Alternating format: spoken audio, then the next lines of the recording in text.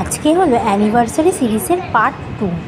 এইটা আমরা চলে গেছিলাম ডাইনিং হলে খাওয়া দাওয়ার পর্ব সারতে। তো দেখো এখানে আমরা সবাই বসে একটুখানি গল্প গুজব আড্ডা দিচ্ছি সবাই মিলে। তো অ্যাম্বিয়েন্সটা ছিল খুবই সুন্দর এবং বসার জায়গাগুলো ছিল খুবই সুন্দর। তো আমরা বাবা মেয়ে খুব গল্প করছে, ফোন দেখছে, আমরাও একটুখানি গল্প গুজব করছিলাম সবাই মিলে। তারপরে অর্ডার দেওয়া হচ্ছিল যে কী খাবো বা কিছু। তো আমরা এখানে অর্ডার দিয়েছিলাম স্টিমড রাইস, ডাল ছিল,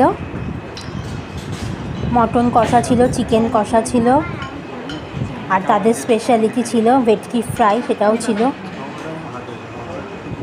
ডাল বলতে ওই ডাল ফ্রাই নেওয়া হয়েছিল। এই যে ভেটকিটা চলে এসছে। তো রান্নাবান্না ছিল দুর্দান্ত, আমার তো ভীষণ ভালো লেগেছে।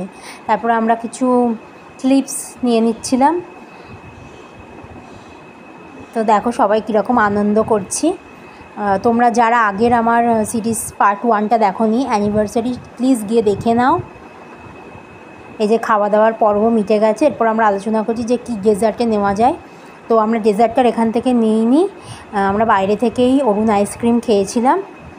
তো সবাই মিলে ভীষণ এনজয় করেছি। তোমাদের যদি ভালো লাগে প্লিজ লাইক শেয়ার এবং কমেন্ট করতে একদম ভুলবে না, এবং যারা নতুন আমার চ্যানেলে প্লিজ চ্যানেলটাকে সাবস্ক্রাইব করে দিও। পরের দিন কর্তামশাই বিরিয়ানি খাওয়াইনি বলে আবার আমার জন্য অর্ডার করেছিল মটন বিরিয়ানি। তো এটাও খুব ভালো ছিল, বাট আগের দিনের খাবারটার তুলনায় আমার এটা একটুখানি ওকে লেগেছিলো। টাটা।